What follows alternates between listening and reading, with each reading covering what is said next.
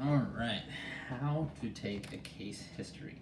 So the most important part about a case history, in my opinion, and what I've been taught at Cleveland Chiropractic College, is that it's all about trying to communicate with the patient and getting what we need from them in a way that doesn't confuse them. Now that's very hard and honestly takes a little bit of practice. So luckily we have some sheets that kind of go through and give us a order of what's going on. While sheets and everything are pretty cool, it's still, if you follow the sheet, it'll be kind of like choppy. It won't really flow as good. The only way to get good at these is to practice. Unfortunately, you have to make these videos, which isn't the best practice because there's no real patient involved. There's nothing I have to think about. I just have to read off the listings. But since this is what we're doing, this is what we're going to continue with. So the first thing you'd start with on a case history would be the chief complaint. So the chief complaint means what brings you in today. Why are you in the building? What made you came and see me? The next thing is after you ask that, then you go location.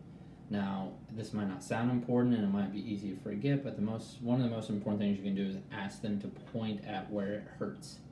Now, that gives us, of course, in all your classes, you'll understand that gives us a direction and kind of an idea and some DDXs of what's going on through our head. The next thing we ask is the date of onset. That was important for when did this happen. Next, of course, is mode of onset. So, what were you doing when it happened? And while each answer is individual, if somebody's talks about a car wreck, then we really need to ask, like everything we can about the car. How fast were you going? Were you wearing your seatbelt? Were they wearing their seatbelt? Did they T-bone you? Did they hit you head on? Car wrecks are very tough to handle and require a lot of information. So if you do get a patient that's been in a car wreck, you need to make sure to bring up your list and review yourself. The next thing is what makes it better. So what takes away some of the pain for the patient? What were they doing? Why did they do that? What made them think that? Well, what makes it worse? There's also the kind of opposite side of it. What can't you do? That is the thing I try to use a lot is, what can't you do? What were you doing that brought you in here?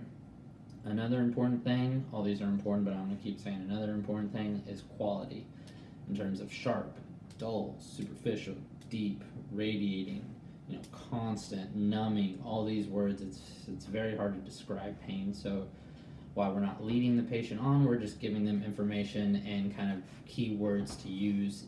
Something will click.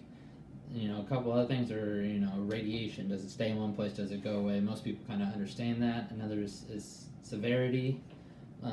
You ask people, on a 0 to 10, how bad does it hurt? And I like to use a 0 is no pain at all. A 10 is, like going to the hospital for pain. While, it might be different per person. It's just a good baseline number that we can use. Another thing is timing. Does it happen throughout the day? Is it only in the mornings? Is it only at night? When it happens, how long does it go on? And then we start getting into more kind of patient-related questions, kind of like, have you been treated for this prior? Have you had any prior treatment? Have you gone to see anybody for this? What were the results? What were the outcomes? What did you like? What didn't you like? Prior treatment is important because, in my opinion, if they're not seeking that care somewhere else, it means it didn't work or they didn't like it. So we need to figure out what they didn't like about it.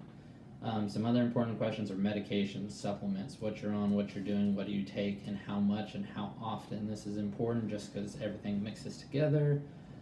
Past medical history, have you been in the hospital, trauma, have you been diagnosed with anything else? It's important that we all work together for this. Family history, people's genetics can tell us a lot about each other. It's very important to ask family history.